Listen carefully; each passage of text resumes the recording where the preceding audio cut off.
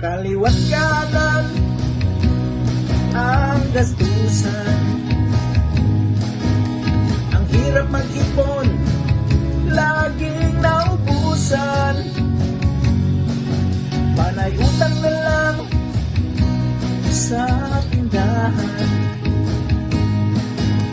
Kapag nabayaran na, pag-utang na naman. Panay trabaho, ngunit walang pera.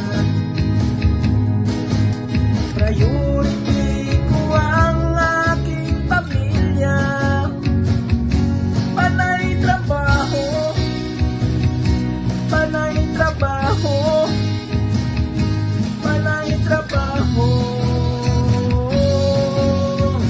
Wala rin naman naipon. Okay na rin.